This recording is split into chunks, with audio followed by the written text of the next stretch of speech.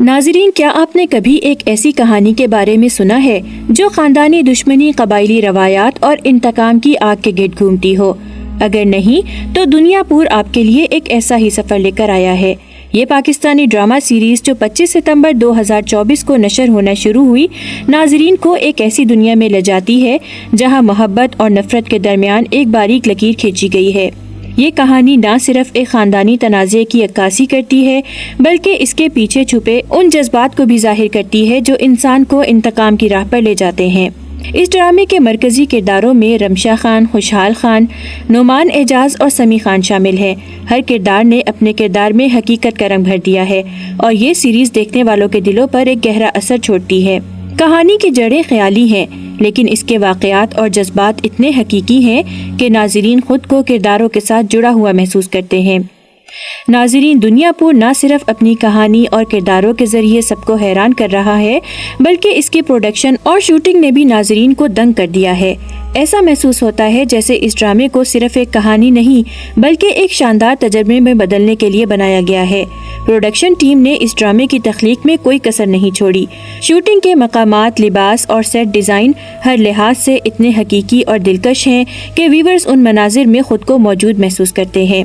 پاکستان کے مختلف علاقوں جیسے پنجاب، خیبر پختونخوا اور آزاد کشمیر میں فلمائے گئے مناظر نے نہ صرف کہانی کو خوبصورت بنایا بلکہ ان علاقوں کی ثقافت اور حسن کو بھی اجاگر کیا۔ ہر منظر اس قدر خوبصورتی سے فلمایا گیا ہے۔ سرسبز کھیت، پہاڑوں کی دلکشی اور روایتی گھروں کی جھلکیاں کہانی کو حقیقت کا رنگ دیتی ہیں۔ پروڈکشن ٹیم نے پیسوں کے منہ کھول دیے تاکہ ناظرین کے لیے ایک شاہکار تیار کیا جا سکے۔ ڈرامے کے ہر پہلو پر محنت کی گئی ہے، چاہے وہ روشنیوں کا استعمال ہو، کیمرے کے زاویے ہوں یا کرداروں کے ملبوسات۔ ہر چیز اپنے مقام پر اتنی مکمل ہے کہ یہ ڈرامہ ایک بصری دعوت بن جاتا ہے۔ اگر اس کی پہلی قسط کی بات کریں تو دنیا پور کی پہلی قسط ایک دلکش آغاز کے ساتھ ہمیں ایک ایسی دنیا میں لے جاتی ہے جو خاندانی دشمنی، پیچیدہ رشتوں اور ثقافتی روایات سے بھرپور ہے۔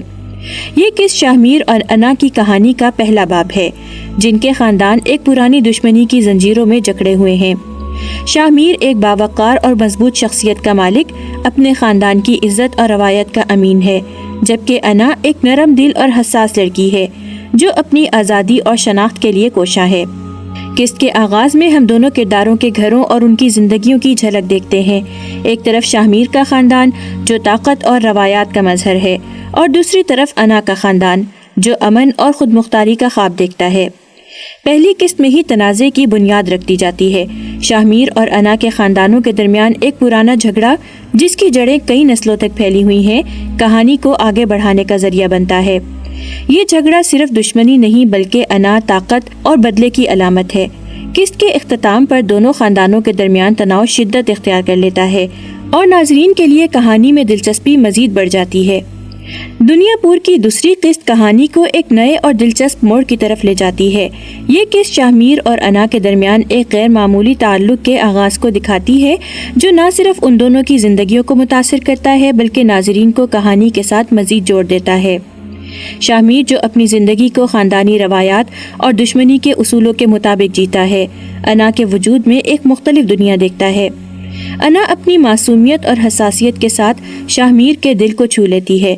رشتوں کی یہ پیچیدگی ناظرین کو یہ سوچنے پر مجبور کرتی ہے کہ کیا محبت دشمنی کی زنجیروں کو توڑ سکتی ہے؟ انا کا خاندان اپنی ہی مشکلات کا شکار ہے۔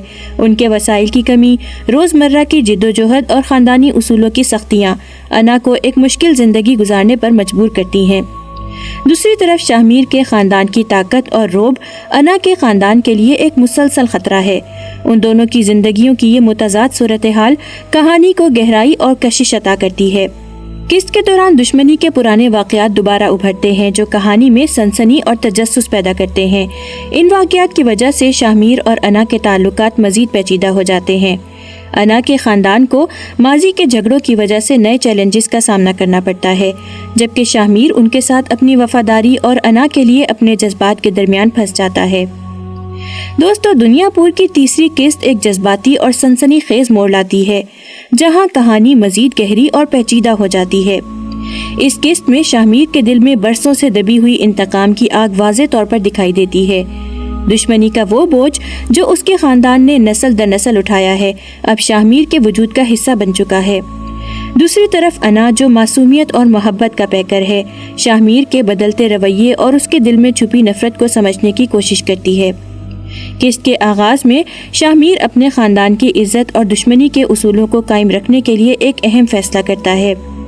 یہ فیصلہ اس کے اور انا کے درمیان بڑھتے تعلقات کو مزید پیچیدہ بنا دیتا ہے۔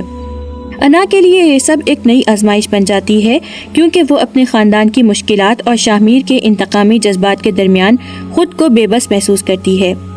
یہ قسط قبائلی رسم و رواج اور ان کے اثرات کو اجاگر کرتی ہے۔ شاہ میر کا خاندان اپنی طاقت اور روایات کے ذریعے انا کے خاندان پر دباؤ ڈالنے کی کوشش کرتا ہے، جبکہ انا کا خاندان اپنی عزت اور آزادی کے لیے جدوجہد کرتا ہے۔ ان کے درمیان کشمکش کہانی کو جذباتی اور سنسنی خیز بنا دیتی ہے۔ قسط کے اختتام پر ایک ایسا لمحہ آتا ہے جو ناظرین کے دلوں کو دہلا دیتا ہے۔ دشمنی کے ایک پرانے واقعے کا انکشاف ہوتا ہے جو انا اور شاہ میر کے تعلقات کو مکمل طور پر ہلا کر رکھ دیتا ہے۔ یہ لمحہ ناظرین کو نہ صرف حیران کرتا ہے بلکہ اگلی قسط کے لیے ان کی بے چینی میں بھی اضافہ کرتا ہے۔ دنیا پور کی چوتھی قسط کہانی کو ایک نازک موڑ پر لے جاتی ہے جہاں جذبات اور فیصلوں کی کشمکش نمایاں ہو جاتی ہے۔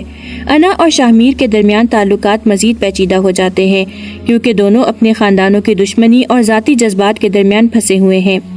شاہ میر کا انتقامی رویہ انا کے لیے ایک نئی آزمائش بن جاتا ہے جبکہ انا اپنے خاندان کی بقا کے لیے ہر ممکن کوشش کرتی ہے۔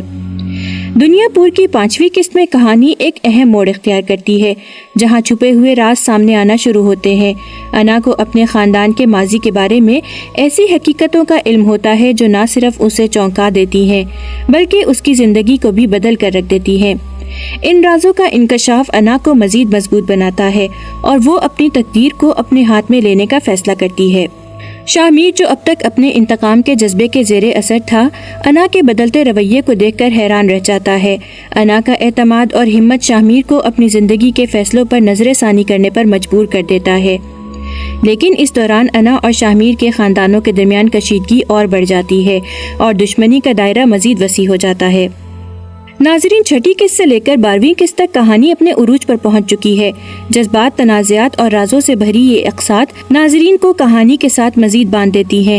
انا اور شاہ میر کے درمیان رشتہ اب محبت اور دشمنی کی پیچیدگیوں میں الجھ چکا ہے۔ انا اپنے خاندان کی عزت اور بقا کی جنگ لڑ رہی ہے جبکہ شاہ میر اپنے خاندان کے اصولوں اور انا کے لیے اپنے جذبات کے درمیان جدوجہد کر رہا ہے۔ ان اقساط میں کئی اہم واقعات ہوتے ہیں جو کہانی کو ایک نئی سمت دیتے ہیں۔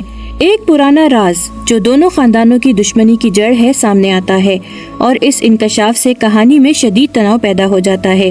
شاہ میر کے دل میں انتقام کی آگ مزید بھڑک اٹھتی ہے اور انا کو یہ سمجھنے میں دشواری ہوتی ہے کہ وہ اس دشمنی میں کہاں کھڑی ہے۔ انا کا خاندان بھی اپنی طرف سے اس تنازع کو ختم کرنے کی کوشش کرتا ہے لیکن شاہ میر کے خاندان کی طاقت اور رعب کے سامنے ان کی کوششیں ناکام نظر آتی ہیں۔ ان اقساط میں انا کی ہمت اور صبر نمایاں ہو کر سامنے آتا ہے۔